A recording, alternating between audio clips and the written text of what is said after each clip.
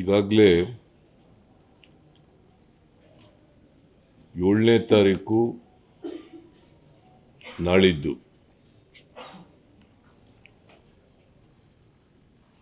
ಜಂತರ್ ಮಂತರ್ನಲ್ಲಿ, ದೆಹಲಿಯ ಜಂತರ್ ಮಂತರ್ನಲ್ಲಿ ಕಾಂಗ್ರೆಸ್ ಸರ್ಕಾರ ಮತ್ತು ಪಕ್ಷ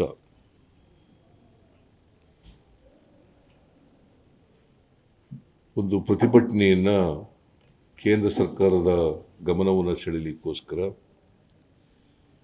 ಈ ದೇಶದ ಜನರ ಗಮನವನ್ನು ಸೆಳೆಯಲಿಕ್ಕೋಸ್ಕರ ಪ್ರತಿಭಟನೆಯನ್ನು ಹಮ್ಮಿಕೊಂಡಿದ್ದೀವಿ. ಇಲ್ಲಿವರೆಗೆ ನಾವು ಯಾವತ್ತೂ ಕೂಡ ದಿಲ್ಲಿನಲ್ಲಿ ಪ್ರತಿಭಟನೆ ಮಾಡಿರಲಿಲ್ಲ. ಆದರೆ ಅನಿವಾರ್ಯ ಕಾರಣಗಳಿಂದ ಪ್ರತಿಭಟನೆಯನ್ನು ಮಾಡಲೇಬೇಕಾದಂಥ ಪರಿಸ್ಥಿತಿ ಬಂದೊದಗಿದೆ.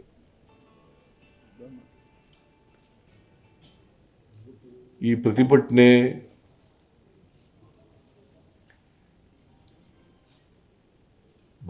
ಕಾಂಗ್ರೆಸ್ ಪಕ್ಷ ಭಾರತೀಯ ಜನತಾ ಪಕ್ಷದ ವಿರುದ್ಧ ಮಾಡ್ತಕ್ಕಂಥ ಪ್ರತಿಭಟನೆ ಅಲ್ಲ. I am making it very clear. It is not against the BJP party by Congress party. ಇದು ರಾಜಕೀಯ ಪ್ರತಿಭಟನೆ ಅಲ್ಲ. ಈಗಾಗಲೇ ನಾನು ಪ್ರಸ್ತಾಪ ಮಾಡದಂತೆ ಇಡೀ ದೇಶದ ಜನರ ಗಮನವನ್ನು ಸೆಳೀಬೇಕು ನಮಗಾಗಿರ್ತಕ್ಕಂಥ ನ್ಯಾಯದ ಬಗ್ಗೆ, ಮಲತಾಯಿ ಧೋರಣೆ ಬಗ್ಗೆ ಕೇಂದ್ರ ಸರ್ಕಾರದಿಂದ, ಹಣಕಾಸು ಹಂಚಿಕೆಯಲ್ಲಿ ಆಗಿರ್ತಕ್ಕಂಥ ತಾರತಮ್ಯದ ಬಗ್ಗೆ,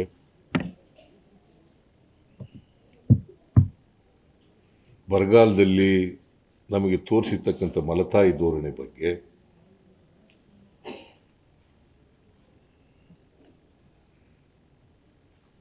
ಈ ಕಾರಣಗಳಿಗೋಸ್ಕರವಾಗಿ ನಾವು ಈ ಪ್ರತಿಭಟನೆಯನ್ನು ಹಮ್ಮಿಕೊಂಡಿದ್ದೀವಿ. ಜಂತರ್ ಮಂತರ್ನಲ್ಲಿ 11 ಗಂಟೆಗೆ ಈ ಪ್ರತಿಭಟನೆ ಪ್ರಾರಂಭ ಆಗ್ತದೆ. ಇದರಲ್ಲಿ ಎಲ್ಲ ಮಂತ್ರಿಗಳು, ಎಲ್ಲ ಶಾಸಕರು, ಕೆಳಮನೆ ಮತ್ತು ಮೇಲ್ಮನೆ ಸದಸ್ಯರುಗಳು ಎಲ್ಲರೂ ಕೂಡ ಭಾಗವಹಿಸ್ತಾ ಇದ್ದಾರೆ.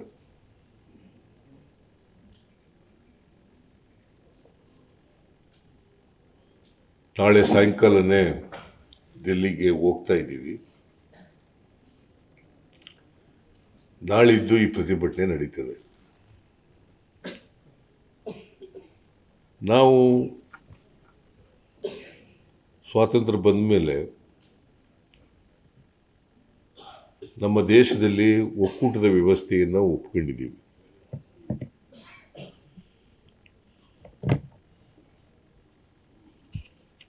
ಸಂವಿಧಾನದ ಮೂಲಕ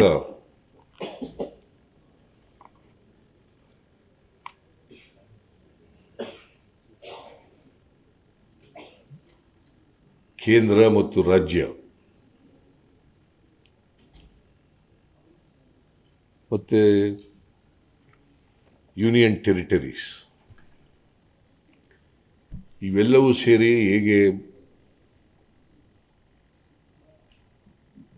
ಜನರ ಸೇವೆಯನ್ನು ಮಾಡಬೇಕು ಅಂತಕ್ಕಂಥದ್ದಕ್ಕೆ ಆಡಳಿತ ವ್ಯವಸ್ಥೆಯನ್ನು ಒಪ್ಕೊಂಡಿದ್ದೀವಿ, ಒಕ್ಕೂಟದ ವ್ಯವಸ್ಥೆ.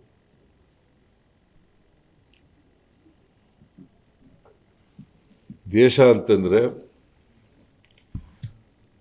ರಾಜ್ಯಗಳು ಮತ್ತು ಕೇಂದ್ರಾಡಳಿತ ಪ್ರದೇಶಗಳಿಂದ ಕೂಡಿರ್ತಕ್ಕಂಥದ್ದು. ಕೇಂದ್ರಕ್ಕೆ ಬರ್ತಕ್ಕಂಥ ತೆರಿಗೆ ರಾಜ್ಯಗಳಿಂದ ಬರ್ತಕ್ಕಂಥ ತೆರಿಗೆ, ಕೇಂದ್ರಾಡಳಿತ ಪ್ರದೇಶಗಳಿಂದ ಬರ್ತಕ್ಕಂಥ ತೆರಿಗೆ. ಐ ರಿಪೀಟ್, ಕೇಂದ್ರ ಸರ್ಕಾರದ ತೆರಿಗೆ ಹಣ ಅಂತಂದರೆ ರಾಜ್ಯಗಳಲ್ಲಿ ವಸೂಲಾಗ್ತಕ್ಕಂಥ ತೆರಿಗೆ ಹಣ, ಅದು ಕೇಂದ್ರ ಸರ್ಕಾರಕ್ಕೆ ಆಗ್ತದೆ ಮತ್ತು ರಾಜ್ಯ ಸರ್ಕಾರಕ್ಕೂ ಕೆಲವು ಬರ್ತವೆ. ಈ ತೆರಿಗೆ ಹಣ ಈಗ income tax, corporate tax, GST, petrol diesel ಮೇಲೆ ಬರ್ತಕ್ಕಂಥ ತೆರಿಗೆ, ಸೆಸ್ಸು, ಮತ್ತು ಎಂಥದ್ದು ಇನ್ನೊಂದು ಯಾವುದು ಇಂಡೈರೆಕ್ಟ್ ಟ್ಯಾಕ್ಸಸ್ ಇದೆ ಸೆಸ್, ಮತ್ತು ಇನ್ನೊಂದು ಯಾವುದಯ್ಯ additional excise duty surcharge, cess ಮತ್ತು ಸರ್ಚಾರ್ಜ್, ಇವುಗಳಿಂದ ಕಲೆಕ್ಟ್ ಆಗ್ತಕ್ಕಂಥ ಹಣ ಇದೆಯಲ್ಲ, ಇದು ಹೇಗೆ ಕೇಂದ್ರ ಮತ್ತು ರಾಜ್ಯಗಳಿಗೆ ಹಂಚಿಕೆ ಆಗಬೇಕು ಅಂತೇಳಿ ಸಂವಿಧಾನದಲ್ಲಿ ಭಾಳ ಸ್ಪಷ್ಟವಾಗಿ ಫೈನಾನ್ಸ್ ಕಮಿಷನ್, ಸ್ವತಂತ್ರ ಸಂಸ್ಥೆ ಫೈನಾನ್ಸ್ ಕಮಿಷನ್, ಅದು ಹಂಚಿಕೆ ಮಾಡ್ತದೆ. ಕೇಂದ್ರಕ್ಕೆ ಎಷ್ಟಿರಬೇಕು, ರಾಜ್ಯಕ್ಕೆ ಎಷ್ಟು ಹೋಗಬೇಕು ಅಂತ ಹಂಚಿಕೆ ಮಾಡ್ತದೆ. Article 7th schedule of the Indian constitution, 7th schedule of the Indian constitution ಇದನ್ನೇ ಹೇಳ್ತದೆ.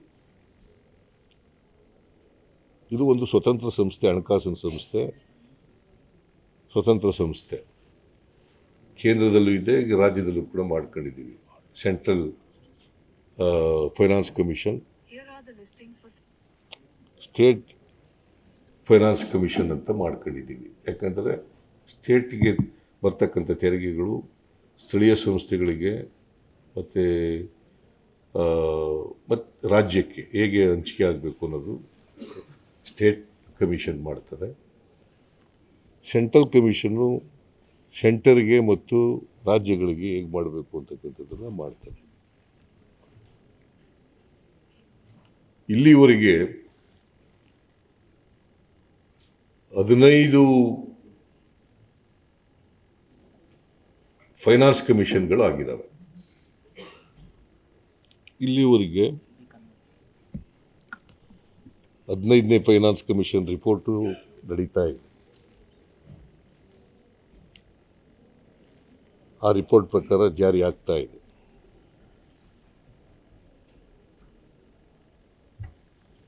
ಹದಿನಾಲ್ಕು ಫೈನಾನ್ಸ್ ಕಮಿಷನ್ನು 15-16ರಿಂದ 19-20ರವರೆಗೆ, 15-16ರಿಂದ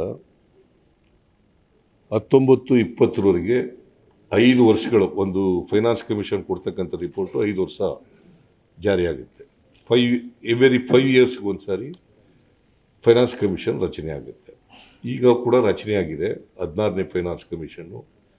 ಚೇರ್ಮನ್ ಆಗಿದ್ದಾರೆ, ಆದರೆ ಮೆಂಬರ್ಗಳಾಗಿಲ್ಲ. ಇನ್ನು ಮೆಂಬರ್ ಆದ್ರೆ ಸರ್, ಮೆಂಬರ್ಗಳಾದರು. ನನಗೆ ನಿನ್ನೆವರೆಗೆ ಮಾಹಿತಿ ಇರಲಿಲ್ಲ. ಕೊಟ್ಟಿಲ್ಲ, 3 days ಆಯ್ತು. 3 days ಆಯಿತಾ? ಓಕೆ. ನಮ್ಮ ರಾಯರೆಡ್ಡಿಯವರು ಅದಕ್ಕೆ ಅಡ್ವೈಸ್ ಮಾಡ್ತಾ ಇರೋದು. ಅವರು ಅಡ್ವೈಸರ್ ಆಗಿ ಅವ್ರನ್ನ ನೇಮಕ ಮಾಡ್ಕೊಳ್ಳೋದು ಅದಕ್ಕೋಸ್ಕರ.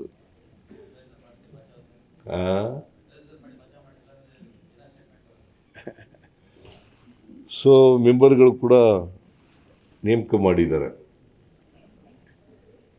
ಇವರು 2026ರವರೆಗೆ ಅಕ್ಟೋಬರ್ವರೆಗೆ ಫೈನಲ್ ರಿಪೋರ್ಟನ್ನು ಕೊಡಬೇಕು.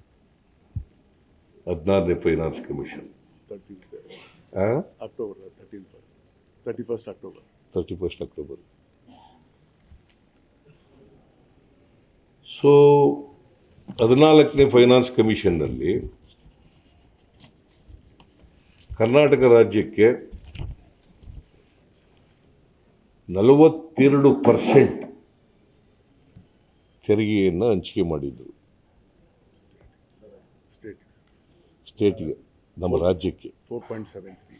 ಅಲ್ಲ ಹೇಳ್ತೀನಿ, 42%.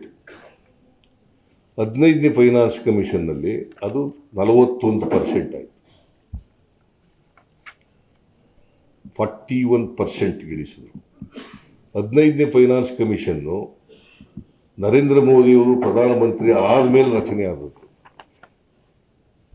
15-16ರಲ್ಲಿ ಅವರು 14-15ರಲ್ಲಿ ಪ್ರಧಾನಮಂತ್ರಿ ಆದರು. 14ರಲ್ಲಿ 15-16ರಲ್ಲಿ ರಚನೆ ಆಯಿತು. ನಮಗೆ ಈ 14ನೇ ಹಣಕಾಸಿನ ಆಯೋಗದ ಇಂದ 15ನೇ ಹಣಕಾಸಿನ ಆಯೋಗಕ್ಕೆ 14ನೇ ಹಣಕಾಸಿನ ಆಯೋಗದಲ್ಲಿ 4.71% ಇದ್ದದ್ದು 15ನೇ ಹಣಕಾಸಿನ ಆಯೋಗದಲ್ಲಿ 3.64.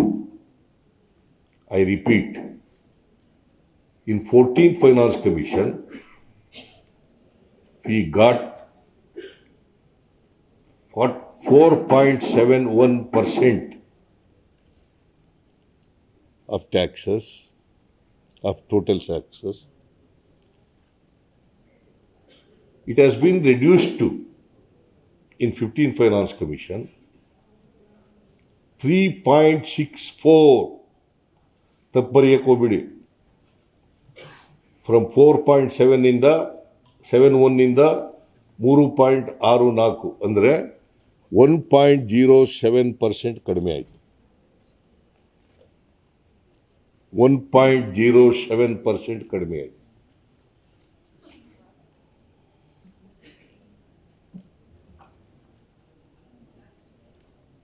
ಅದರಿಂದ ಈ 4 ವರ್ಷಗಳಲ್ಲಿ ಈ 15ನೇ ಹಣಕಾಸಿನ ಆಯೋಗ ಬಂದ ಮೇಲೆ 20, 21, 22, 23, 24 ಈ 4 ವರ್ಷದಲ್ಲಿ ಸುಮಾರು 45,000 ಕೋಟಿ ರೂಪಾಯಿ ಕಡಿಮೆ ಆಯಿತು. ಎಷ್ಟು ಕಡಿಮೆ ಆಯಿತು? 45,000 crores.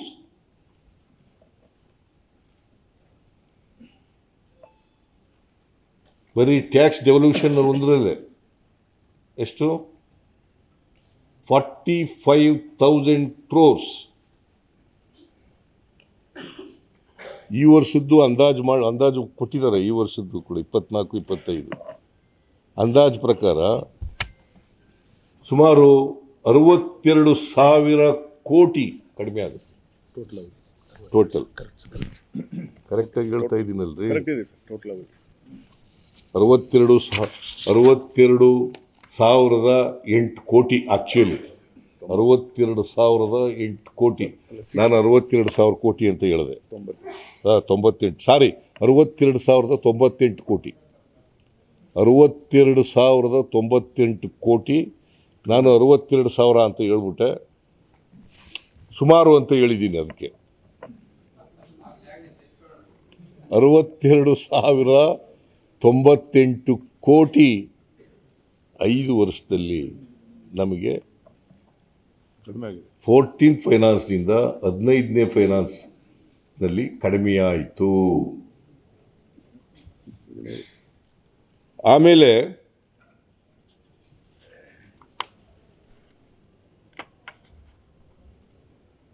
ಈ ಒಕ್ಕೂಟದ ವ್ಯವಸ್ಥೆಯಲ್ಲಿ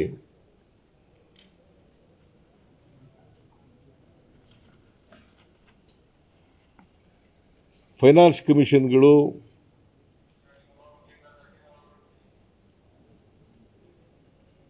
ಹಂಚಿಕೆ ಮಾಡುವಾಗ ಅವರಿಗೆ ಮನವರಿಕೆ ಆಯಿತು. 4.71ರಿಂದ 3.64ಕ್ಕೆ ಬಂದಿದ್ದರಿಂದ ನಮಗೆ ವಿಶೇಷ ಗ್ರ್ಯಾಂಟ್ಸನ್ನು ಕೊಟ್ಟರು. ಸ್ಪೆಷಲ್ ಗ್ರ್ಯಾಂಟ್ಸ್ 5,495 ಕೋಟಿ. ಎಷ್ಟು? 5,495 ಕೋಟಿ ರೂಪಾಯಿಗಳನ್ನು ಅವ್ರಿಗೇನೆ, ಫೈನಾನ್ಸ್ ಕಮಿಷನ್ ಅವ್ರಿಗೇನೆ ಮನವರಿಕೆಯಾಗಿ ನಮಗೆ ಸ್ಪೆಷಲ್ ಗ್ರ್ಯಾಂಟ್ಸನ್ನು 5,495 ಕೋಟಿ ಕೊಟ್ಟರು. ಇದು ಇಂಟ್ರೀಮ್ ಬಜೆಟ್ನಲ್ಲಿ ಕೊಟ್ಟದ್ದು. ಇಂಟ್ರೀಮ್ ಬಜೆಟ್ನಲ್ಲಿ ರೆಕಮೆಂಡ್ ಮಾಡೋದು ಇದು. ಕರ್ನಾಟಕ ಕೊಡ್ರಿ 5,495 ಕೋಟಿ ಕೊಡಿ ಅಂತೇಳಿ ಕೇಂದ್ರ ಸರ್ಕಾರಕ್ಕೆ ಹೇಳಿದ್ರು. ಆಮೇಲೆ ಹೇಳ್ತೀನಿ. ಮೈಕ್ ಕೇಳಿಸ್ತಾ ಇಲ್ವಾ? ಈಗ ಕೇಳಿಸ್ತಾ ಇದೆಯಾ? ಸ್ವಲ್ಪ ಅದನ್ನು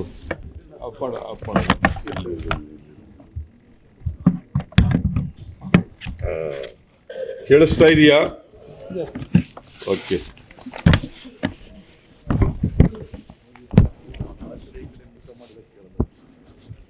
ನಾನು ಸ್ವಲ್ಪ ಈ ಕಡೆ ಆ ಕಡೆ ನೋಡ್ತೀನಲ್ಲ, ಅದರಿಂದ ಕೇಳಿಸ್ತಾ ಇಲ್ಲ.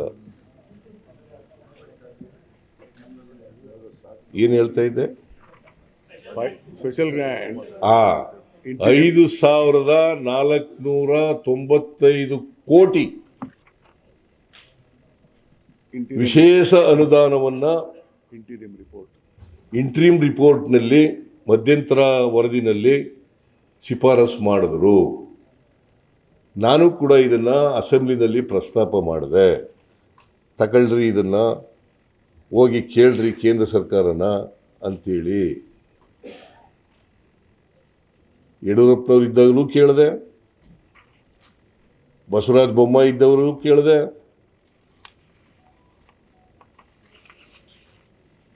ಇದನ್ನ ನಮ್ಮ ರಾಜ್ಯದಿಂದ ಡೆಲ್ಲಿನಲ್ಲಿ ಪ್ರತಿನಿಧಿಸ್ತಕ್ಕಂಥ ನಿರ್ಮಲಾ ಸೀತಾರಾಮನ್ ಹಾಗೂ ಕೇಂದ್ರದ ವಿತ್ತ ಸಚಿವೆ, ಹಣಕಾಸಿನ ಸಚಿವೆ ಇದನ್ನ ತಿರಸ್ಕಾರ ಮಾಡಿದ್ರು. ಏನು ಮಾಡಿದ್ರು? ತಿರಸ್ಕಾರ ಮಾಡಿದ್ರು, ಕೊಡಲಿಲ್ಲ. ಆಮೇಲೆ ಫೈನಲ್ ರಿಪೋರ್ಟ್ನಲ್ಲಿ 300 ಕೋಟಿ ರೂಪಾಯಿ ಅಲ್ಲ 3,000 ಕೋಟಿ ರೂಪಾಯಿ ಪೆರಿಫೆರಲ್ ರಿಂಗ್ ರೋಡ್ಗೆ. 6,000.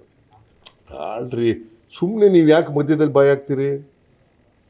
ಜಲಮೂಲಗಳ ಅಭಿವೃದ್ಧಿಗೆ 3,000 ಕೋಟಿ,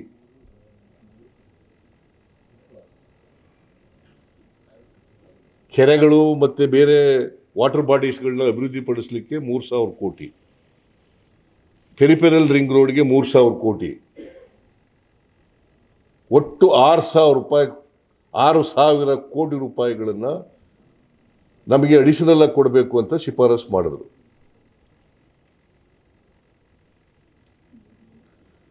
ಎರಡೂ ಸೇರಿಸಿದ್ರೆ 5,495 ಪ್ಲಸ್ 6,000 ಕೋಟಿ, 11,495 ಕೋಟಿ.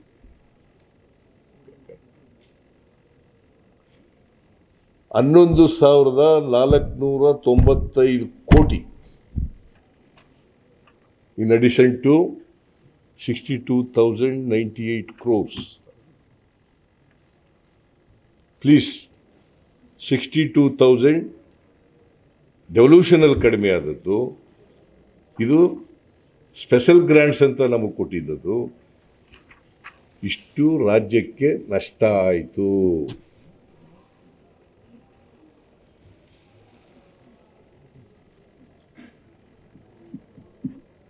$11,000, 10,000 ಅಲ್ಲ, 11,000. 11,000 ಕಡೆ ಇದು. 6, 5, 11. ನೀನು ಸುಮ್ಮನೆ ನೀನು ಕನ್ಫ್ಯೂಸ್ ಮಾಡಬೇಡ.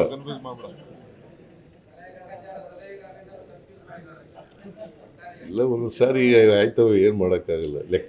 ಲೆಕ್ಕ ಹೇಳುವಾಗ ಕರೆಕ್ಟಾಗಿ ಅದಕ್ಕೆ ನಾನು ಜ್ಞಾಪಕ ಮಾಡ್ಕೊಂಡು ಹೇಳ್ತಾ ಇದ್ದೀನಿ. 11,495 ಕೋಟಿ, ಅದು ಪ್ಲಸ್ 62,000 ಡೆವಲ್ಯೂಷನ್ನಲ್ಲಿ ಕಡಿಮೆ ಆದಂಥ 5 ವರ್ಷಗಳಲ್ಲಿ 62,098 ಕೋಟಿ. ಟೋಟಲಿ 73,593 ಕೋಟಿ ನಮಗೆ ಕಡಿಮೆ ಆಯಿತು. 14th ಫೈನಾನ್ಸ್ ಕಮಿಷನ್ನಿಂದ 15th ಫೈನಾನ್ಸ್ ಕಮಿಷನ್ನಲ್ಲಿ ನಮಗೆ ಕಡಿಮೆ ಆಯಿತು. This is number 1. Number 2, GST ಜಾರಿಗೆ ಬಂತು. GST ಅವೈಜ್ಞಾನಿಕವಾಗಿದೆ ಅಂತೇಳಿ ನಾವು ಹೇಳೋದು, ಆದರೂ ಜಾರಿ ಮಾಡಿದ್ರು. GST ಕೌನ್ಸಿಲ್ನಲ್ಲಿ ಅವರಿಗೆ ಬಹುಮತ ಇರೋದರಿಂದ ಅದನ್ನು ಜಾರಿ ಮಾಡಿದ್ರು. ನಾವು GST ಜಾರಿಗೆ ಬಂದಂಥ ಸಂದರ್ಭದಲ್ಲಿ ನಮ್ಮ ಟ್ಯಾಕ್ಸ್ ಗ್ರೋತು 15% ಇತ್ತು. GST ಬಂದಾಗ ಟ್ಯಾಕ್ಸ್ ಗ್ರೋತು 15% ಇತ್ತು. ಕೇಂದ್ರ ಸರ್ಕಾರ ಅವರು ಏನು ಹೇಳಿದ್ರು, GST ಜಾರಿಗೆ ಬಂದ ಮೇಲೆ ತೆರಿಗೆ ಜಾಸ್ತಿ ಆಗ್ತದೆ, ನಿಮಗೆ ಡೆವಲ್ಯೂಷನ್ ಕೂಡ ಜಾಸ್ತಿ ಬರ್ತದೆ,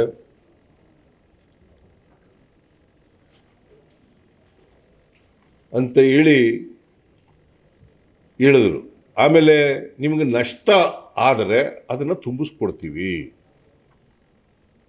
15% ಏನು ಈಗ ಟ್ಯಾಕ್ಸ್ ಗ್ರೋತ್ ಇದೆ, ಅದನ್ನು ಅವರೇಜ್ ರಾಷ್ಟ್ರದಲ್ಲಿ 14% ಅಂತ ತೀರ್ಮಾನಕ್ಕೆ ಬಂದರು.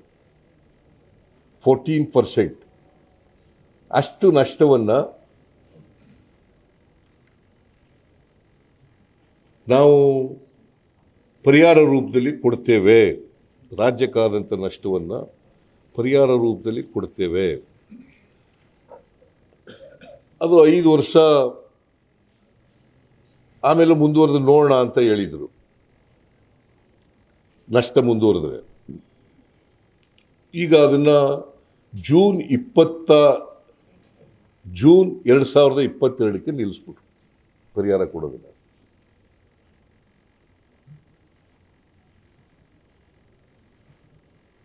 ಜೂನ್ 2022ಕ್ಕೆ ನಿಲ್ಲಿಸ್ಬಿಟ್ರು. ಈಗ ಪರಿಹಾರ ಕೊಡ್ತಾ ಇಲ್ಲ.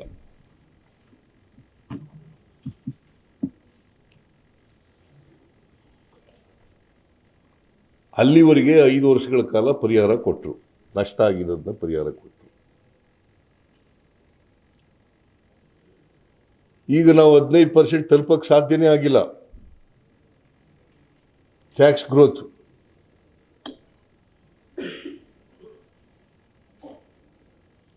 ಅದಕ್ಕೆ ನಾವು ಒತ್ತಾಯ ಮಾಡೋದು ಕೇಂದ್ರ ಸರ್ಕಾರಕ್ಕೆ, ಈ ಪರಿಹಾರ ಕೊಡೋದನ್ನು ಮುಂದುವರಿಸಿ ಅಂತ ಒತ್ತಾಯ ಮಾಡೋದು. ಪರಿಹಾರ ಕೊಡ್ತಕ್ಕಂಥದ್ದನ್ನು ಮುಂದುವರಿಸಿ, ಆದರೆ ಕೇಳಲಿಲ್ಲ.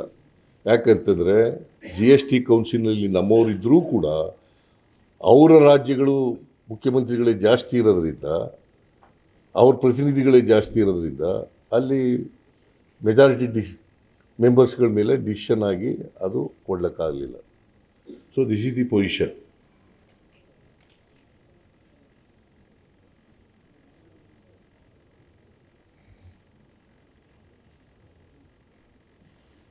ಸೊ ಇದು ಎರಡನೇ GSTನಲ್ಲಿ ನಮಗೆ ಈಗಲೂ ಕೂಡ ನಷ್ಟ ಆಗ್ತಾ ಇದೆ. ಮತ್ತು ಕರ್ನಾಟಕದಿಂದ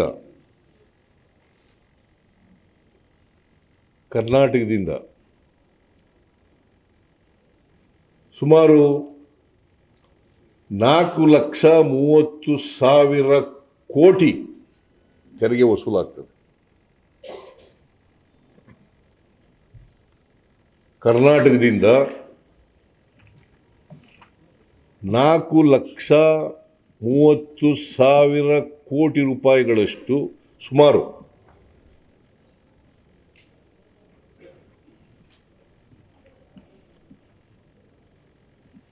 ಇಲ್ಲಿ ಕಲೆಕ್ಷನ್ ಆಗುತ್ತೆ. ಮಹಾರಾಷ್ಟ್ರ ಬಿಟ್ಟರೆ we are number 2 in the country as far as the collection is concern.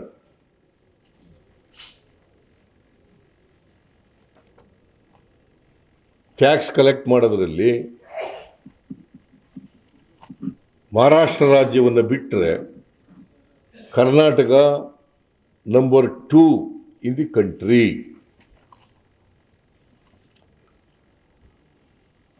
ನಮಗೆ ಈ ವರ್ಷ ಬರ್ತಕ್ಕಂಥದ್ದು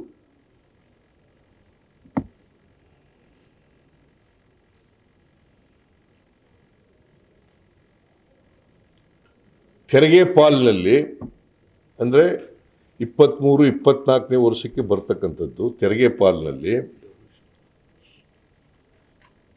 37,252 ಕೋಟಿ.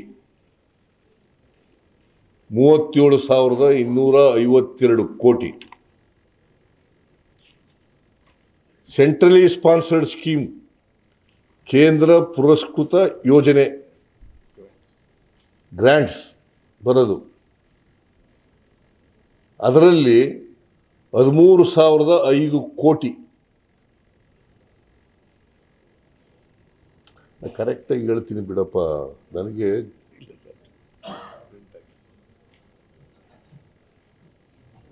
13,005 ಕೋಟಿ ಬೋತ್ ಪುಟ್ ಟುಗೆದರ್ ಈ ವರ್ಷ ಸಿಗ್ತಕ್ಕಂಥದ್ದು 50,257 ಕೋಟಿ.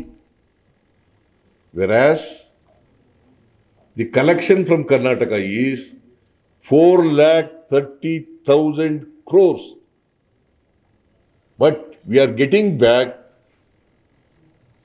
50,257 crores. That means to say 100 ರೂಪಾಯಿನಲ್ಲಿ 12ರಿಂದ 13 ರೂಪಾಯಿ ನಾವು ಸಿಕ್ಕುತ್ತೆ. ಪ್ಲೀಸ್, 100 ರೂಪಾಯಿ ನಾವು ತೆರಿಗೆ ಕೊಟ್ಟರೆ ಕರ್ನಾಟಕದಿಂದ 100 ರೂಪಾಯಿ ಹೋದರೆ ನಮ್ಗೆ ವಾಪಸ್ ಬರೋದು 12ರಿಂದ 13 ರೂಪಾಯಿ ಬರ್ತದೆ. ಇನ್ನು ಉಳಿದೋದಿಲ್ಲ ಕೇಂದ್ರ ಸರ್ಕಾರ ಇಟ್ಕೊತದೆ.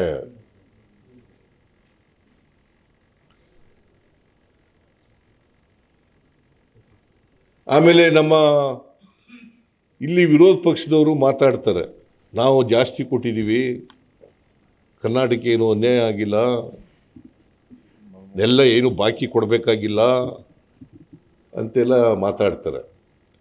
ನಿಮಗೆ ಅದ್ರ ಜೊತೆಗೆ ಬಜೆಟ್ ಗಾತ್ರನೂ ಹೇಳ್ಬೇಕಲ್ಲ, ಅವರು ಎಷ್ಟು ದುಡ್ಡು ಬಂತು ಅನ್ನೋದ್ರ ಜೊತೆಗೆ ಬಜೆಟ್ ಗಾತ್ರ ಹೇಳ್ಬೇಕು. ಈಗ ನಾನು ಅದಕ್ಕಿಂತ ಹಿಂದೆ ಹೋಗಲ್ಲ, 17-18ರಲ್ಲಿ the budget size was of the government of India, ನಮ್ದಲ್ಲ, ಬಜೆಟ್ ಸೈಜು 21 ಲಕ್ಷ. ಇಲ್ಲ ಇದು 21,46,735 ಕೋಟಿ ಅವತ್ತು ಬಜೆಟ್ ಇದ್ದದ್ದು 17-18. ನಮಗೆ ಡೆವಲ್ಯೂಷನ್ ಬಂದಿದ್ದದ್ದು 31,908 ಕೋಟಿ. ಗ್ರ್ಯಾಂಟ್ಸ್ ಬಂದಿದ್ದದ್ದು ಸೆಂಟ್ರಲಿ ಸ್ಪಾನ್ಸರ್ಡ್ ಸ್ಕೀಮ್ಗಳಲ್ಲಿ 16,082 ಕೋಟಿ. Both put together 47,990. ಇದು 17-18ರಲ್ಲಿ ನಮಗೆ ಕರ್ನಾಟಕಕ್ಕೆ ಸಿಕ್ಕಿದ್ದಂಥ ಹಣ 47,990 ಕೋಟಿ. ಅವತ್ತು ಬಜೆಟ್ ಗಾತ್ರ ಬರೀ 21,46,000 ಕೋಟಿ. 21,46,000 ಕೋಟಿ. 18-19ರಲ್ಲಿ 18-19ರಲ್ಲಿ ಕೇಂದ್ರ ಸರ್ಕಾರದ ಬಜೆಟ್ ಗಾತ್ರ 24,42,213 ಕೋಟಿ.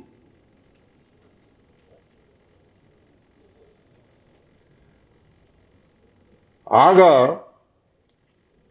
ನಮಗೆ ಸೆಂಟ್ರಲ್ ಡೆವಲ್ಯೂಷನ್ ಬಂದಿದ್ದು, ಟ್ಯಾಕ್ಸ್ ಡೆವಲ್ಯೂಷನ್ ಬಂದಿದ್ದು 36,215 ಕೋಟಿ. ಮತ್ತೆ ಗ್ರ್ಯಾಂಟ್ಸ್ ಬಂದಿದ್ದು 14,942 ಕೋಟಿ. ಸುಮಾರು 2,000 ಕೋಟಿಯಷ್ಟು ಕಡಿಮೆ ಆಯಿತು ಗ್ರ್ಯಾಂಟ್ಸ್. ಆಮೇಲೆ ಡೆವಲ್ಯೂಷನ್ನಲ್ಲಿ ಸುಮಾರು 4,000 ಚಿಲ್ಲರೆ ಕೋಟಿ ಜಾಸ್ತಿ ಆಯಿತು. 19-20ರಲ್ಲಿ 27,86,349 ಕೋಟಿ ಇತ್ತು. ನಮಗೆ ಬಂದಿದ್ದದ್ದು 19-20ರಲ್ಲಿ ಟ್ಯಾಕ್ಸ್ ಡೆವಲ್ಯೂಷನ್ನು 39,806 ಕೋಟಿ. 39,806 ಕೋಟಿ. ಗ್ರ್ಯಾಂಟ್ಸ್ ಬಂದಿದ್ದದ್ದು 15,008 ಕೋಟಿ. ಒಟ್ಟು 54,814 ಕೋಟಿ ಬಂದಿತ್ತು. 54,814 ಕೋಟಿ ಬಂದಿತ್ತು. ಈ ವರ್ಷ ಅಂದರೆ 23-24ನೇ ವರ್ಷ ಬಜೆಟ್ ಗಾತ್ರ 45,46,000 ಕೋಟಿ. ಸಾರಿ, 45,03,097 ಕೋಟಿ. 45,03,097 ಕೋಟಿ. ನಮಗೆ ಬರ್ತಾ ಇರ್ತಕ್ಕಂಥದ್ದು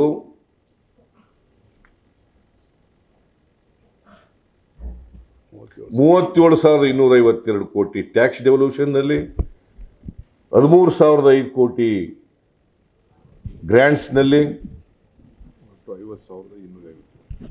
ಒಟ್ಟು 50,257 ಕೋಟಿ ಅಂತಂದ್ರೆ 18-19ರಲ್ಲಿ 24,42,000 ಕೋಟಿ ಗಾತ್ರ ಇದ್ದಾಗ 51,157 ಕೋಟಿ ಬಂತು. ಈಗ 45,03,000 ಕೋಟಿ ಇರುವಾಗ ಬರೀ 50,257 ಕೋಟಿ ಬರ್ತದೆ. ಪರ್ಸೆಂಟೇಜ್ 2.2 ಇಂದ 1.23 ಇಳಿತದೆ. ಆಮೇಲೆ ಡೆವಲ್ಯೂಷನ್ ಎಷ್ಟಾಗುತ್ತದೆ ಅಂತಂದ್ರೆ 2.2 ಇಂದ 17-18ರಲ್ಲಿ 2.2 ಇದ್ದದ್ದು ನಮ್ಮ ಡೆವಲ್ಯೂಷನ್ನು ಮತ್ತು ಗ್ರ್ಯಾಂಟ್ಸು 24-25ಕ್ಕೆ 1.23 ಇಳಿತದೆ.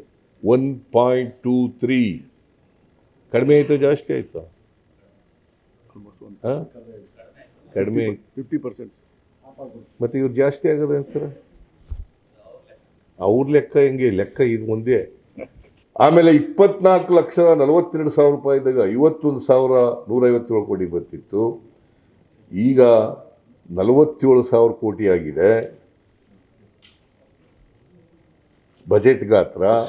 ಆದರೆ ನಮಗೆ 50,000 ಕೋಟಿ ಚಿಲ್ಲರೆ ಆಗಿದೆ. 53,000-54,000 ಕೋಟಿ ಆಗಿದೆ.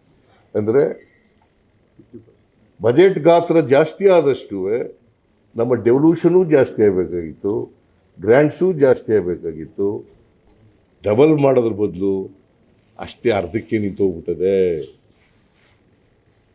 ಗೊತ್ತಾಯ್ತಲ್ಲ? ಆಮೇಲೆ ಈ ಸೆಸ್ಸು ಸರ್ಚಾರ್ಜು ಪ್ರತಿ ವರ್ಷ ಹೆಚ್ಚು ಮಾಡ್ಕೊಂಡು ಹೋಗ್ತಾ ಇದ್ದಾರೆ. ಸೆಸ್ಸು ಮತ್ತು ಸರ್ಚಾರ್ಜನ್ನು ಪ್ರತಿ ವರ್ಷ ಹೆಚ್ಚು ಮಾಡ್ಕೊಂಡು ಹೋಗ್ತಾ ಇದ್ದಾರೆ. ಇದರಲ್ಲಿ ರಾಜ್ಯಗಳಿಗೆ ಪಾಲು ಕೊಡಲ್ಲ. ಯಾವುದರಲ್ಲಿ? ಸೆಸ್, ಸರ್ಚಾರ್ಜ್ ಇದನ್ನು ಕೇಂದ್ರ ಸರ್ಕಾರನೇ ಇಟ್ಕೊಬಿಡ್ತದೆ. ಸೆಸ್ಸು ಸರ್ಚಾರ್ಜ್ ಕೊಡೋರು ಯಾರು? ಪೆಟ್ರೋಲ್ ಮೇಲೆ, ಡೀಸೆಲ್ ಮೇಲೆ ನಾವೇ. ನಮಗೂ ಕೊಡಬೇಕಲ್ಲ ಪಾಲು, ಕೊಡಲ್ಲ. ಅವರೇ ಇಟ್ಕೊಬಿಡ್ತಾರೆ ಎಲ್ಲ.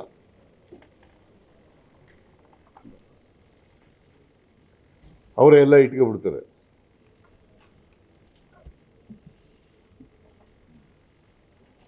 ಸೊ ನಾವು ಅದಕ್ಕೆ ಈಗ 16ನೇ ಫೈನಾನ್ಸ್ ಕಮಿಷನ್ ಮುಂದ್ಗಡೆ ಇದನ್ನು ಸ್ಟ್ರಾಂಗಾಗಿ ಆರ್ಗ್ಯುಮೆಂಟ್ ಮಾಡ್ತೀವಿ. ಸೆಸ್ಸು ಮತ್ತು ಸರ್ಚಾರ್ಜಲ್ಲೂ ಪಾಲು ಕೊಡಬೇಕು ನಮಗೆ ರಾಜ್ಯಕ್ಕೆ ಅಂತ. ಕರ್ನಾಟಕದಿಂದ ಶೇಖರಣೆ ಆಗೋದು ಅದು. ಸೆಸ್ ಮತ್ತು ಸರ್ಚಾರ್ಜು ಕರ್ನಾಟಕದಿಂದ ಶೇಖರಣೆ ಆಗೋದು. ಅದರಲ್ಲಿ ಪಾಲಿಲ್ಲ ನಮಗೆ. ಆಮೇಲೆ 1% ಡಿಫೆನ್ಸ್ಗೆ ಅಂತ ಇಟ್ಕೋತಾರೆ ಕೊಟ್ಟ ದುಡ್ಡಿನಲ್ಲಿ. 1% ಡಿಫೆನ್ಸ್ಗೆ ಅಂತ ಇಟ್ಕೊಬಿಡ್ತಾರೆ. ಕೊಟ್ಟ ಈ ಫೈನಾನ್ಸ್ ಕಮಿಷನ್ ಶಿಫಾರಸು ಮಾಡ್ತದಲ್ಲ, ಅದರಲ್ಲಿ 1% ಡಿಫೆನ್ಸ್ಗೆ ಅಂತ ಇಟ್ಕೊಬಿಡ್ತಾರೆ. ಅದರಲ್ಲೂ ಕೋತಾ ಬೀಳ್ತು. ಒಟ್ಟು ಕರ್ನಾಟಕದಿಂದ ಸುಮಾರು 1,87,000 ಕೋಟಿ ರೂಪಾಯಿ ಕರ್ನಾಟಕಕ್ಕೆ. 1,87,000 ಕೋಟಿ ರೂಪಾಯಿ ನಮಗೆ ಬರಬೇಕಾಗಿದ್ದದ್ದು ಬರಲಿಲ್ಲ.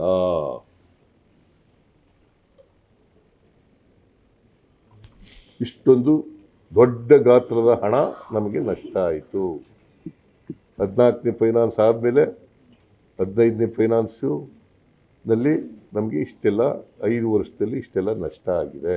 1,87,000 ಕೋಟಿ.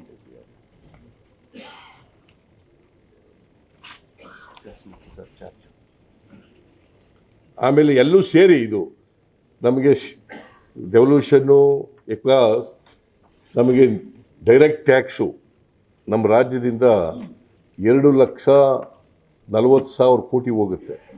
ಇನ್ಕಮ್ ಟ್ಯಾಕ್ಸು, ಕಾರ್ಪೊರೇಟ್ ಟ್ಯಾಕ್ಸು ಇವೆಲ್ಲ ಸೇರಿ 2,40,000 ಕೋಟಿ ಆಗುತ್ತೆ. ಆಮೇಲೆ ಇದು ಎಂಥದ್ದು GST ಎಲ್ಲ 1,30,000 ಕೋಟಿ ಆಗುತ್ತೆ. ಆಮೇಲೆ ಬೇರೆ ಬೇರೆವೆಲ್ಲ ಸೆಸ್ಸು, ಸರ್ಚಾರ್ಜು ಇವೆಲ್ಲ ಸೇರಿ, ಆಮೇಲೆ ರೋಡ್ ಟ್ಯಾಕ್ಸು ಇವೆಲ್ಲ ಸೇರ್ಕೊಂಡು 4,30,000 ಕೋಟಿ ಕರ್ನಾಟಕದಿಂದ ಈ ವರ್ಷ ಕಲೆಕ್ಟ್ ಆಗ್ತಾ ಇರ್ತಕ್ಕಂಥದ್ದು. 4,30,000 ಕೋಟಿ. ನಮಗೆ ಅದರಲ್ಲಿ ಬರೋದು 50,257 ಕೋಟಿ.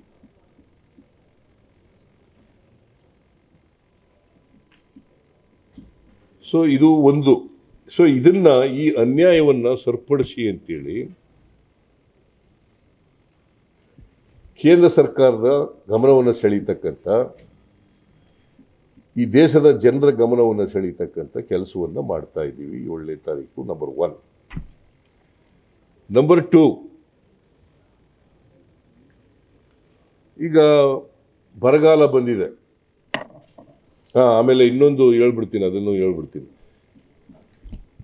ನೀರಾವರಿಗೆ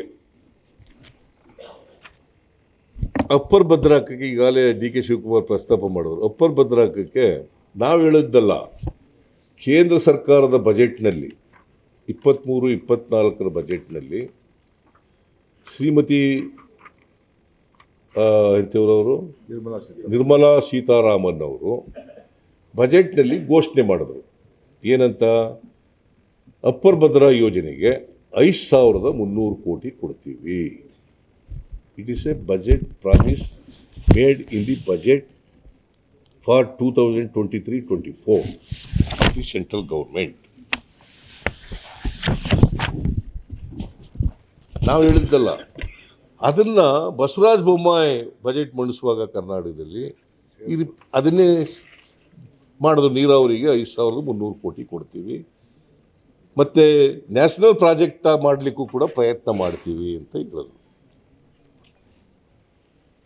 ಈಗಾಗಲೇ ನಾವು ಫೆಬ್ರವರಿನಲ್ಲಿದ್ದೀವಿ. ಈ ಗಳಿಗೆವರೆಗೆ ₹1 ಕೊಟ್ಟಿಲ್ಲ. ಆದರೆ BJPಯವರು ಹೇಳ್ತಾರೆ ಏನೂ ಬಾಕಿ ಬರಬೇಕಾಗಿಲ್ಲ.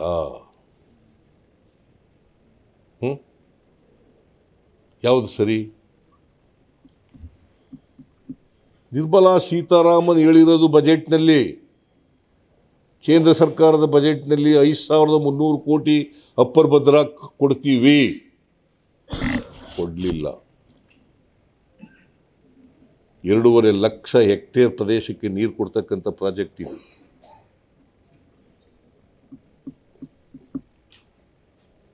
₹1 ಕೊಡಲಿಲ್ಲ. ಬಸವರಾಜ ಬೊಮ್ಮಾಯಿನೂ ಹೇಳಿದ್ರು, ನಿರ್ಮಲಾ ಸೀತಾರಾಮನ್ ಅವ್ರ ಬಜೆಟ್ನಲ್ಲಿ ಹೇಳಿದ್ರು. ಓಲಿ ಇಲ್ಲಿ ಹೇಳಿದರೆ ಐ ಕ್ಯಾನ್ ಅಂಡರ್ಸ್ಟ್ಯಾಂಡ್. ಕೇಂದ್ರ ಸರ್ಕಾರದ ಬಜೆಟ್ನಲ್ಲಿ ನಿರ್ಮಲಾ ಸೀತಾರಾಮನ್ ಹೇಳಿರೋದು 5,300 ಕೋಟಿ. ಇವರು ಕೂಡ ಹೋಗಿ ಭೇಟಿ ಮಾಡಿದರು, ನಾನು ಭೇಟಿ ಮಾಡಿದ್ದೆ, ನೀರಾವರಿ ಮಂತ್ರಿ ಭೇಟಿ ಮಾಡಿದ್ದೆ. ಇವತ್ತಿನವರೆಗೆ ₹1 ಕೊಟ್ಟಿಲ್ಲ. ಈಗಲಾದರೂ ರಿಲೀಸ್ ಮಾಡಿ ಅಂತ ಐ ಡಿಮ್ಯಾಂಡ್. 11,495 ಕೋಟಿ ವಿಶೇಷ ಗ್ರಾಂಟ್ಸ್ ಕೊಡ್ತೀವಿ ಅಂತ ಹೇಳಿದ್ರು. ಐ ಡಿಮ್ಯಾಂಡ್ ರಿಲೀಸ್ ಮಾಡ್ರಿ.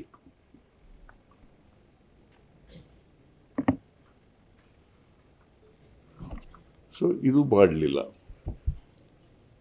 ಆಮೇಲೆ ಮಹದಾಯಿ ಯೋಜನೆ ಎನ್ವೈರನ್ಮೆಂಟಲ್ ಕ್ಲಿಯರೆನ್ಸ್ ಆಗಬೇಕು, ಇವತ್ತಿನವರೆಗೆ ಮಾಡಿಕೊಟ್ಟಿಲ್ಲ. ಮಹದಾಯಿ ಯೋಜನೆ ಎನ್ವೈರನ್ಮೆಂಟಲ್ ಕ್ಲಿಯರೆನ್ಸ್ ಆಗಬೇಕು, ನೋಟಿಫಿಕೇಶನ್ ಆಗಿದೆ, ಗೆಜೆಟ್ ನೋಟಿಫಿಕೇಶನ್ ಆಗಿದೆ. ಎನ್ವೈರನ್ಮೆಂಟಲ್ ಕ್ಲಿಯರೆನ್ಸು ಕೇಂದ್ರ ಸರ್ಕಾರ ಮಾಡಬೇಕು, ಇವತ್ತಿನವರೆಗೆ ಮಾಡಿಲ್ಲ. ಹಾಗಾಗಿ ಆ ಕೆಲಸ ತಗೊಳಕ್ಕಾಗಿಲ್ಲ. 7.56 ಕುಡಿಯೋ ನೀರಿಗೆ ಹುಬ್ಬಳ್ಳಿ, ಧಾರವಾಡ ಮತ್ತು ಬೇರೆ ನಗರಗಳಿಗೆ ನೀರು ಕೊಡೋಕ್ಕೆ ನಮಗೆ ಟ್ರಿಬ್ಯುನಲ್ನಲ್ಲಿ 7.56 TMC ನೀರನ್ನು ಕೊಟ್ಟಿದ್ದಾರೆ. ಅದನ್ನು ಉಪಯೋಗಿಸ್ಕೊಳ್ಳಿಕ್ಕೆ ಪ್ರಾಜೆಕ್ಟ್ ಪ್ರಾರಂಭ ಮಾಡಬೇಕು, ನಾವು ಕ್ಲಿಯರೆನ್ಸ್ ಕೊಡಿ ಅಂದರೆ ಕೊಟ್ಟಿಲ್ಲ ಇವತ್ತಿನವರೆಗೆ.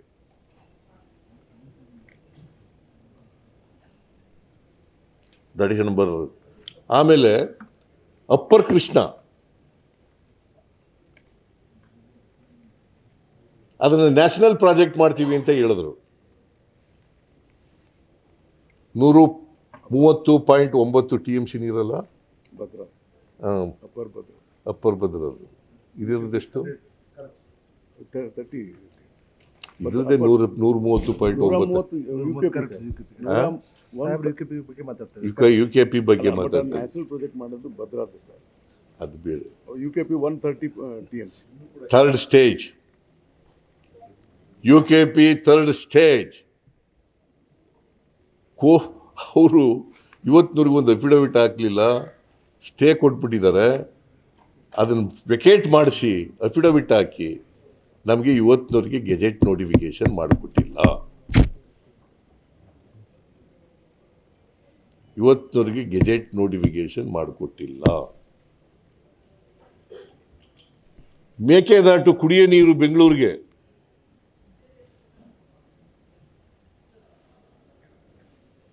ಇವತ್ತಿನವರೆಗೆ ಅನುಮತಿ ಕೊಟ್ಟಿಲ್ಲ.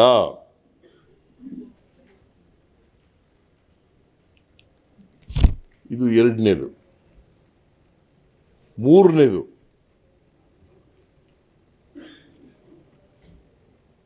ಬರಗಾಲ ಬಂದಿದೆ ಕರ್ನಾಟಕದಲ್ಲಿ. 236 ತಾಲೂಕುಗಳಲ್ಲಿ 223 ತಾಲೂಕುಗಳನ್ನು ಬರಗಾಲ ಅಂತ ಘೋಷಣೆ ಮಾಡಿದ್ದೀವಿ.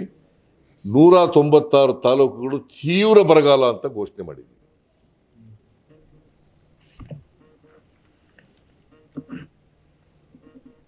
ಸೆಪ್ಟೆಂಬರ್ 23ರಲ್ಲಿ ಸೆಂಟ್ರಲ್ ಟೀಮ್ ಬಂತು. ನಾವು ಮೆಮೊರಾಂಡಮ್ ಎಲ್ಲ ಕೊಟ್ಟಿದ್ದೀವಿ. ಸೆಂಟ್ರಲ್ ಟೀಮ್ ಬಂತು. ಅವರು ವಿಸಿಟ್ ಮಾಡಿ 4 ದಿನ ವಿಸಿಟ್ ಮಾಡಿ ಕೇಂದ್ರ ಸರ್ಕಾರಕ್ಕೆ ರಿಪೋರ್ಟ್ ಕೊಟ್ಟಿದ್ದಾರೆ. There is a committee under the chairmanship of Home Minister Sri Amit Shah. ನಮ್ಮ ಮಿನಿಸ್ಟ್ರಿಗಳು ಭೇಟಿ ಮಾಡಲಿಕ್ಕೆ ಪ್ರಯತ್ನ ಮಾಡಿ ಕೊನೆಗೆ ಕಾದಿರುವಳು ಶಬರಿ ಅನ್ನೋ ರೀತಿಯಲ್ಲಿ ಕೊಟ್ಟರು ಭೇಟಿ ಮಾಡೋಕ್ಕೆ.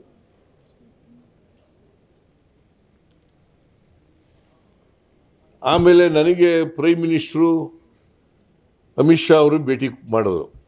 ಯಾವ ತಿಂಗಳು? ಡಿಸೆಂಬರ್ ತಿಂಗಳಲ್ಲಿ ಭೇಟಿ ಕೊಟ್ಟು ಟೈಮ್. ಆಗ DK ಶಿವಕುಮಾರ್ ಕೂಡ ಪ್ರತ್ಯೇಕವಾಗಿ ಭೇಟಿ ಮಾಡಿದರು. ನಾನು ಕೃಷ್ಣ ಬೈರೇಗೌಡ ಭೇಟಿ ಮಾಡಿದ್ದು. ಮುಖ್ಯಮಂತ್ರಿಗಳಿಗೆ ಪ್ರಧಾನಮಂತ್ರಿಗಳಿಗೆ ಮತ್ತು ಅಮಿತ್ ಶಾ ಅವರಿಗೆ, ಚೇರ್ಮನ್ಗೆ. ಅಮಿತ್ ಶಾ ಅವರು ಹೇಳಿದ್ರು, ನಾವು 20ನೇ ತಾರೀಕು ಭೇಟಿ ಮಾಡಿದ್ದೆ, ಡಿಸೆಂಬರ್ 20ಕ್ಕೆ. ಅಮಿತ್ ಶಾ ಅವರು ಹೇಳಿದ್ರು 23ಕ್ಕೆ ಮೀಟಿಂಗ್ ಕರೆದಿದ್ದೀನಿ, ನಾವು ಅವತ್ತು ಒಂದು ತೀರ್ಮಾನ ಮಾಡ್ತೀವಿ ಅಂತ ಹೇಳಿದ್ರು. ಇವತ್ತಿನವರಿಗೆ ಒಂದು ಸಾರಿ ಮೀಟಿಂಗ್ ಫಿಕ್ಸ್ ಮಾಡಿದ್ರು, ಪುನಃ ಮೀಟಿಂಗ್ ಕರೀಲಿಲ್ಲ. ಪ್ರೈಮ್ ಮಿನಿಸ್ಟ್ರು ಇಲ್ಲಿ ಬೆಂಗಳೂರು ಬಂದಿದ್ದಾಗ ನಾನು ಜ್ಞಾಪಕ ಮಾಡಿದೆ ಮತ್ತೆ. ಇದರಲ್ಲಿ ಎಂಥದ್ದು, ಬೋಯಿಂಗ್ ದೇವನಹಳ್ಳಿ ಏರ್ಪೋರ್ಟ್ ಹತ್ರ ಒಂದು ಫಂಕ್ಷನ್ ಬಂದಿದ್ದಾಗ ಜ್ಞಾಪಕ ಮಾಡಿದೆ. ಪುನಃ ಹೇಳ್ತೀವಿ ಅಂತಂದ್ರು, ಇವತ್ತಿನವರೆಗೆ ಮಾಡಿಲ್ಲ. ನಾವು ಬರಗಾಲಕ್ಕೆ ಸುಮಾರು 35,000 ಕೋಟಿ ರೂಪಾಯಿ ನಷ್ಟ ಆಗಿದೆ ನಮಗೆ, ಬೆಳೆ ನಷ್ಟ. ನಾವು 17,901 ಕೋಟಿ ಕೇಳಿದ್ದೀವಿ.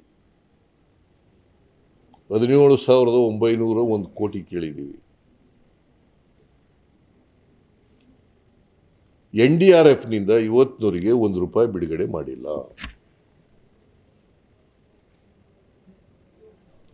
ಈ NDRFನಲ್ಲೂ ಕೂಡ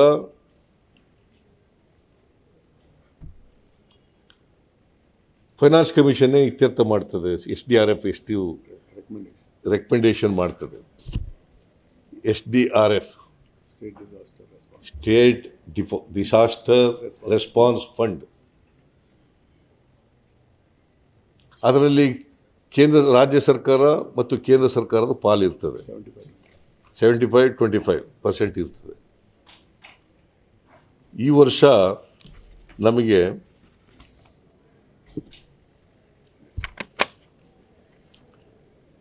ಕರ್ನಾಟಕಕ್ಕೆ 697 ಕೋಟಿ ಸೆಂಟ್ರಲ್ ಶೇರ್, 697 ಕೋಟಿ ಸೆಂಟ್ರಲ್ ಶೇರ್, 232 ಕೋಟಿ ಸ್ಟೇಟ್ ಶೇರ್ ಸೇರಿ ಒಟ್ಟು ನಮಗಿರ್ತಕ್ಕಂಥದ್ದು 929.61 ಕೋಟಿ. ಇದು SDRF. This is not NDRF. NDRFನಲ್ಲಿ ನಮಗೆ ಇಂಥ ಪ್ರವಾಹ ಬಂದಾಗ, ಬರಗಾಲ ಬಂದಾಗ ಆ NDRF ದುಡ್ಡಿನ ಇಷ್ಟು ಇಡಬೇಕು ಅಂತ ಇರ್ತಾರೆ, ಅದರಲ್ಲಿ ಕೊಡಬೇಕು. ಇದು ಯಾಕೆ ನಾನು ಹೇಳ್ತಾ ಇದ್ದೀನಿ ಅಂತಂದರೆ, ಈಗ ಪ್ರವಾಹ ಬಂದಿತ್ತು 2019ರಲ್ಲಿ. ಆಗಲೂ ದುಡ್ಡು ಕೊಡಲಿಲ್ಲ.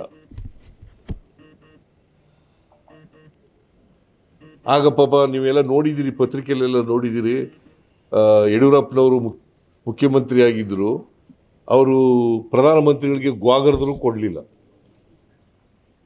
ಪಬ್ಲಿಕ್ ಫಂಕ್ಷನ್ನಲ್ಲಿ ನೋಡಿರ್ಬೇಕಲ್ಲ ನೀವೆಲ್ಲ, ಕೊಡಲಿಲ್ಲ. ಬಸವರಾಜ ಬೊಮ್ಮಾಯಿ ಇಲ್ಲ. ಯಾಕಂದರೆ ಇವರಿಗೆ ಜೋರಾಗಿ ಮಾತಾಡೋಕ್ಕೆ ಬಾಯೇ ಇಲ್ಲ ಇವರು. ಆಮೇಲೆ ಇದನ್ನು ಮಾಡುವಾಗ, ಈ ಹಂಚಿಕೆ ಮಾಡುವಾಗ ಏನು ಮಾಡ್ತಾರೆ ಅಂತಂದರೆ, ಜನಸಂಖ್ಯೆ ನೋಡ್ತಾರೆ. 6 ಮಾನದಂಡಗಳನ್ನು ಇಟ್ಕೊಂಡಿದ್ದಾರೆ. ಒಂದು ಜನಸಂಖ್ಯೆ, ಇನ್ನೊಂದು ವಿಸ್ತೀರ್ಣ, ಮತ್ತು ಇನ್ನೊಂದು ನ್ಯಾಷನಲ್ ಲೆವೆಲಲ್ಲಿ ಇಂಡಿವಿಜುವಲ್ ಇನ್ಕಮ್ ಇದೆಷ್ಟಿರ್ತದೆ ಅಂತ, ಆಮೇಲೆ ಅರಣ್ಯ ಪ್ರದೇಶ ಎಷ್ಟಿದೆ ಅಂತ, ತೆರಿಗೆ ಮತ್ತು ಹಣಕಾಸಿನ ಪರಿಸ್ಥಿತಿ, ಆಮೇಲೆ ಸಮುದಾಯದ ಅಭಿವೃದ್ಧಿ. ಇವು 6 ಮಾನದಂಡಗಳು. ಸೊ ನಾರ್ಮಲಿ 1971 ಸೆನ್ಸಸ್ ಇದೆಯಲ್ಲ, ಅದ್ರ ಪ್ರಕಾರ ಮಾಡ್ತಿದ್ರು, ಹಿಂದೆ ಎಲ್ಲ ಮಾಡ್ಕೊಬಂದಿದ್ರು. ಇವರು 15ನೇ ಹಣಕಾಸಿನ ಆಯೋಗದಲ್ಲಿ 2011ನೇ ಇದನ್ನು ತಗೊಂಡಿದ್ದಾರೆ. ಸಾಮಾನ್ಯವಾಗಿ ಜನಸಂಖ್ಯೆ ನಾವೆಲ್ಲ ಕಂಟ್ರೋಲ್ ಮಾಡಿದ್ದೀವಿ, ಫ್ಯಾಮಿಲಿ ಪ್ಲ್ಯಾನಿಂಗ್ ಎಲ್ಲ. ಉತ್ತರ ಭಾರತದಲ್ಲಿ ಕಂಟ್ರೋಲ್ ಮಾಡಲಿಲ್ಲ. ಫ್ಯಾಮಿಲಿ ಪ್ಲ್ಯಾನಿಂಗು ಉತ್ತರ ಭಾರತದಲ್ಲಿ ಮಾಡಲಿಲ್ಲ. ಈಗ ಉತ್ತರ ಪ್ರದೇಶ, ಬಿಹಾರ, ಮಧ್ಯಪ್ರದೇಶ, ರಾಜಸ್ಥಾನ ಈ ಪ್ರದೇಶಗಳಲ್ಲಿ ಮಾಡಲಿಲ್ಲ. ನಮ್ಮ ದಕ್ಷಿಣ ಭಾರತದಲ್ಲಿ ಫ್ಯಾಮಿಲಿ ಪ್ಲ್ಯಾನಿಂಗ್ ಭಾಳ ಚೆನ್ನಾಗಿ ಮಾಡಿದ್ದೀವಿ, ಮತ್ತು ಜನಸಂಖ್ಯೆ ಸ್ಫೋಟ ಆಗದ ರೀತಿ ನೋಡ್ಕೊಳ್ತಕ್ಕಂಥ ಕೆಲಸ ಮಾಡಿದ್ದೀವಿ. ಇವು ಮಾನದಂಡಗಳು: ಜನಸಂಖ್ಯೆ, ವಿಸ್ತೀರ್ಣ, ರಾಜ್ಯಗಳ ವಿಸ್ತೀರ್ಣ ಎಷ್ಟಿದೆ, ವರಮಾನ ಎಷ್ಟಿದೆ, ವರಮಾನದ ಅಂತರ ಎಷ್ಟಿದೆ, ಆಮೇಲೆ ಅರಣ್ಯ ಪ್ರದೇಶ ಎಷ್ಟಿದೆ, ತೆರಿಗೆ ಮತ್ತು ಹಣಕಾಸಿನ ಪರಿಸ್ಥಿತಿ ಹೆಂಗಿದೆ ರಾಜ್ಯದಲ್ಲಿ, ಆಮೇಲೆ ಸಮುದಾಯದ ಅಭಿವೃದ್ಧಿ ಎಷ್ಟರ ಮಟ್ಟಿಗಾಗಿದೆ. ಏನಾಗಿದೆ ಅಂತಂದರೆ, ನಮ್ಮ ಇದು ಮೊಟ್ಟೆ, ಕೋಳಿ ಚಿನ್ನದ ಮೊಟ್ಟೆ ಇಡ್ತದೆ ಅಂತ ಕೋಳಿನೇ ಕೂದಾಕ್ಬಿಡೋದು, ಹಂಗಾಗಬಾರ್ದು ಅನ್ನೋದು ನಮ್ಮದು ಅಷ್ಟೇ. ಕೋಳಿ ಚಿನ್ನದ ಮೊಟ್ಟೆ ಇಡ್ತದೆ ಅಂತೇಳಿ ಕೋಳಿನೇ ಕೂದ್ಬಿಡೋದು, ಮತ್ತು ಮೊಟ್ಟೆಯಲ್ಲಿ ಇಡ್ತದೆ ಅದು. ಇನ್ನು ಮುಂದೆ ಮೊಟ್ಟೆನೇ ಇಡಲ್ಲ. ಹಂಗಾಗಬಾರ್ದು. ಹಾಲು ಕೊಡ್ತದೆ ಜಾಸ್ತಿ ಅಂತ ಕೆಚ್ಚಲೇ ಕೂದ್ಬಿಡೋದು, ಹಂಗಾಗಬಾರ್ದು. ಹಂಗಂತೇಳಿ ನಮ್ಮ ರಾಜ್ಯಗಳಲ್ಲಿ ಅಭಿವೃದ್ಧಿಯೇತರ ರಾಜ್ಯಗಳಿಗೆ ಅನ್ಯಾಯ ಆಗಬಾರ್ದು.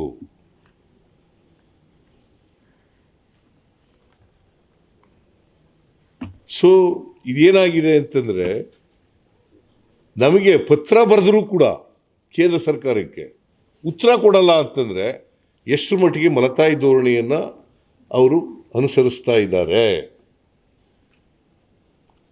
ಪತ್ರ ಬರೆದರೂ ಕೂಡ ಉತ್ತರ ಕೊಡಲ್ಲ ಅಂತಂದರೆ ಇದು ಒಕ್ಕೂಟದ ವ್ಯವಸ್ಥೆ ಇರ್ತಕ್ಕಂಥದ್ದರ ಲಕ್ಷಣನಾ?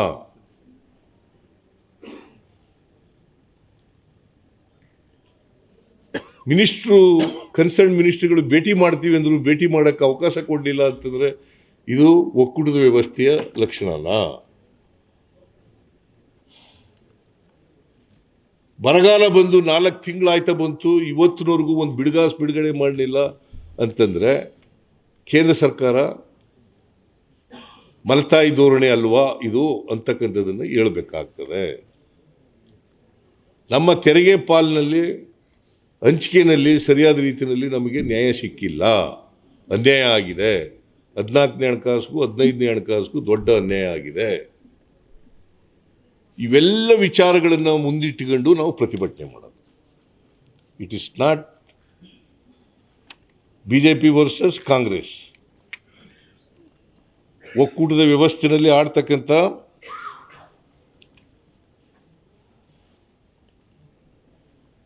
ಅನ್ಯಾಯನ ಸರಿಪಡಿಸಿ ಅಂತಕ್ಕಂಥದಕ್ಕೋಸ್ಕರ ಕೇಂದ್ರ ಸರ್ಕಾರದ ಗಮನ ಸೆಳೆಯೋದು, ರಾಜ್ಯ ಸರ್ಕಾರದ ಗಮನ, ಜನರ, ಇಡೀ ದೇಶದ ಜನರ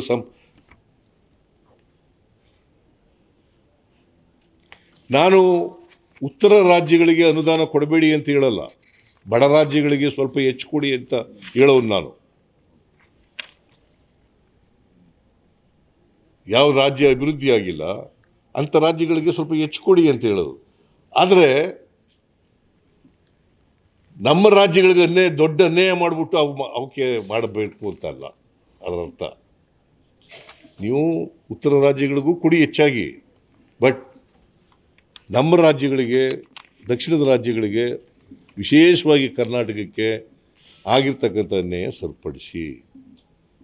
ಬರಗಾಲದಲ್ಲಿ 1 ಪೈಸೆ ಇವತ್ತಿನವರೆಗೆ ಬಿಡುಗಡೆ ಮಾಡಿಲ್ಲ, ಕೊಡಿ.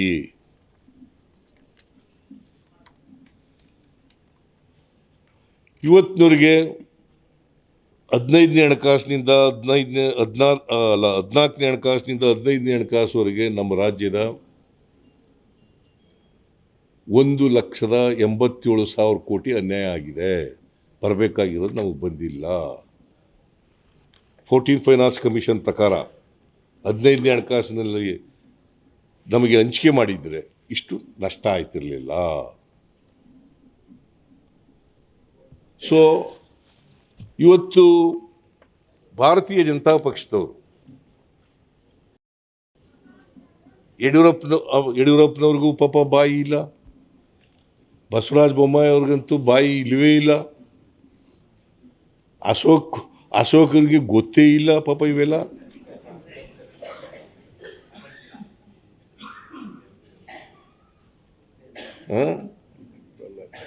ಪ್ರಹ್ಲಾದ್ ಜೋಶಿ ಕೇಂದ್ರದಲ್ಲಿ ಮಂತ್ರಿ ಆಗಿದ್ದಾರೆ.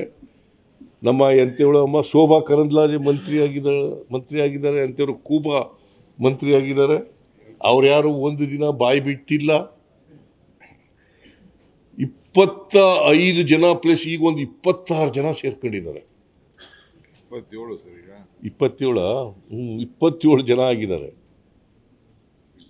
ಒಂದು ದಿನ ಅವರು ಯಾವತ್ತಾರು ಒಂದು ದಿನ ಮಾತಾಡಿದಾರ ಪಾರ್ಲಿಮೆಂಟ್ನಲ್ಲಿ? ಮತ್ತು ಇವೆಲ್ಲ ಅನ್ಯಾಯ ಅಲ್ವಾ ರಾಜ್ಯಕ್ಕೆ? ಜನ ಇವ್ರಿಗೆ ಆಶೀರ್ವಾದ ಮಾಡಿ ಕಳಿಸಿದ್ರೆ ಕರ್ನಾಟಕಕ್ಕೆ ಅನ್ಯಾಯ ಆಗ್ತಾ ಇದ್ರೂ ಕೂಡ ಕಣ್ಣು ಮುಚ್ಕೊಂಡು ಕೂತ್ಕೊಂಡ್ರೆ ಏನು ಮಾಡಬೇಕು? ಫೈನಾನ್ಸ್ ಮಿನಿಸ್ಟರ್ ನಮ್ಮ ಸ್ಟೇಟ್ ರಾಜ್ಯಸಭಾ ಆಮೇಲೆ ಫೈನಾನ್ಸ್ ಮಿನಿಸ್ಟ್ರು ನಮ್ಮ ರಾಜ್ಯದವರೇ, ನಮ್ಮ ರಾಜ್ಯದಿಂದ ರಾಜ್ಯಸಭೆಗೆ ಹೋಗಿರೋದು.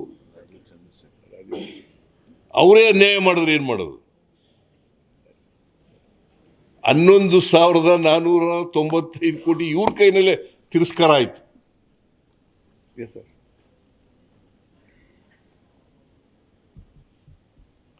ಸೊ ಇವೆಲ್ಲ ರಾಜ್ಯಕ್ಕಾಗಿರ್ತಕ್ಕಂಥ ಅನ್ಯಾಯಗಳನ್ನು ರಾಜ್ಯದ ಹಿತದೃಷ್ಟಿಯಿಂದ, ರಾಜ್ಯದ ಜನರ ಹಿತದೃಷ್ಟಿಯಿಂದ ಪ್ರತಿಭಟನೆಯನ್ನು ನಾವು ಹಮ್ಮಿಕೊಂಡಿದ್ದೇವೆ. I hope that you are all convinced. ತಾಳಪ್ಪ ಮಾರಾಯ, ಸುಮ್ಮನೆ ಇರು, 7 ಗಂಟೆ ಮೆಂಬರ್ ಸರ್. ಮರೆತ್ಬಿಟ್ರೆ ಬರ್ಕೊಬಿಡಿ. ಸರ್ ಮೆಂಬರ್ಸ್ ಇವರು. ಆಮೇಲೆ ನಾನು ಅದಕ್ಕೆ ಹೇಳ್ತಾ ಇದ್ದೀನಿ, ಅವ್ರಿಗೆ ಈಗಾಗಲೇ ನಮ್ಮ ಅಧ್ಯಕ್ಷರು ಕರೆ ಕೊಟ್ಟಿದ್ದಾರೆ. ಈ BJP MLAಗಳಿಗೂ ಬರ್ರಿ, MP ಗಳಿಗೂ ಬರ್ರಿ, BJP MP ಗಳಿಗೆ ಬರ್ರಿ, ನೀವೇ BJP ಮಂತ್ರಿಗಳು ನೀವು ಬರ್ರಿ, ಪ್ರತಿಭಟನೆಯಲ್ಲಿ ಭಾಗವಹಿಸಿ. ಇದೇನು ಕೇಂದ್ರ ಸರ್ಕಾರದ ಇದಕ್ಕೋಸ್ಕರ ಅಲ್ಲ, ಪಕ್ಷ ರಾಜಕಾರಣ ಅಲ್ಲ ಇದು, BJP ವಿರುದ್ಧ ಅಲ್ಲ ಇದು. ಬರ್ರಿ, ನೀವು ರಾಜ್ಯಕ್ಕೆ ಅನ್ಯಾಯ ಆಗಿರ್ತಕ್ಕಂಥ ಅನ್ಯಾಯ ಕೇಳೋಣ ಬರ್ರಿ ಅಂತ ಅವ್ರಿಗೂ ಕರೆ ಕೊಡ್ತಾ ಇದ್ದೀನಿ, ಅವ್ರಿಗೂ ಮನವಿ ಮಾಡ್ತಾ ಇದ್ದೀನಿ.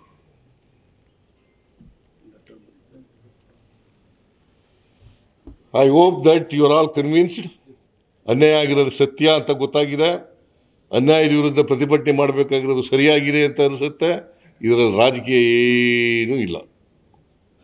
ಅವರು BJPಯವರು ಏನೋ ಬಾಯಿ ಬಂದಾಗಿ ಅಲ್ಲಿ ಮಾತಾಡ್ರಿ, ಹೋಗಿ ಪಾರ್ಲಿಮೆಂಟ್ನಲ್ಲಿ ಮಾತಾಡ್ರಿ, ಇಲ್ಲಿ ಮಾತಾಡ್ತಿರಲ್ಲ, ಸುಳ್ಳು ಹೇಳ್ತಿರಲ್ಲ ಇಲ್ಲಿ, ಅಲ್ಲಿ ಮಾತಾಡ್ರಪ್ಪ. ಅಮಿತ್ ಶಾ ಹತ್ರ ಮಾತಾಡ್ರಪ್ಪ, ನರೇಂದ್ರ ಮೋದಿ ಅವ್ರ ಹತ್ರ ಮಾತಾಡ್ರಯ್ಯ, ಪಾರ್ಲಿಮೆಂಟ್ನಲ್ಲಿ ಮಾತಾಡ್ರಪ್ಪ. ಅದು ಬಿಟ್ಬಿಟ್ಟು ಇಲ್ಲಿ ಸುಳ್ಳು ಹೇಳೋದು. ಸೊ ಇದಕ್ಕೋಸ್ಕರ ಪ್ರತಿಭಟನೆಯನ್ನು 7ನೇ ತಾರೀಕು ಇಟ್ಕೊಂಡಿದ್ದೇವೆ. ಕೇಂದ್ರ ಸರ್ಕಾರದ ಗಮನವನ್ನು ಸೆಳೀಲಿಕ್ಕೋಸ್ಕರ, ದೇಶದ ಜನರ ಗಮನವನ್ನು ಸೆಳೀಲಿಕ್ಕೋಸ್ಕರ ಇದನ್ನು ಇಟ್ಕೊಂಡಿದ್ದೇವೆ. ಈ ಅನ್ಯಾಯ ಆಗಬಾರ್ದು ಕರ್ನಾಟಕಕ್ಕೆ. ಯಾಕಂತಂದರೆ ನಾವು ಪ್ರತಿಭಟನೆ ಮಾಡದೆ ಹೋದರೆ ಕನ್ನಡಿಗರಿಗೆ ಮಾಡಿದಂಥ ದ್ರೋಹ ಆಗ್ತದೆ. ಅದರಿಂದ ಈ ದ್ರೋಹ ಆಗಬಾರ್ದು ಅನ್ನೋ ಕಾರಣಕ್ಕೋಸ್ಕರ ನೀವೆಲ್ಲ ಕರ್ನಾಟಕದ ಪರವಾಗಿದ್ದೀರಿ ಅಂತ ಅಂದ್ಕೊಂಡಿದ್ದೀನಿ. ನೀವೆಲ್ಲ ಕೋಆಪರೇಷನ್ ಮಾಡಬೇಕು. All of you should cooperate in this. I hope ನೀವೆಲ್ಲ ಕೋಆಪರೇಟ್ ಮಾಡ್ತೀರಿ ಅಂತಕ್ಕಂಥ ನಂಬಿಕೆ ಇಟ್ಕೊಂಡು ಇಷ್ಟು ವಿಚಾರಗಳನ್ನು ನಿಮ್ಮ ಮುಂದೆ ಇಡಲಿಕ್ಕೆ, ಈ ದೇಶದ ಜನರಿಗೆ, ರಾಜ್ಯದ ಜನರಿಗೆ ತಿಳಿಸ್ತೀರಿ ಅಂತೇಳಿ ನಾನು ವಿಶ್ವಾಸ ಇಟ್ಕೊಂಡು ನನ್ನ ಮಾತು ಮುಗಿಸ್ತೇನೆ.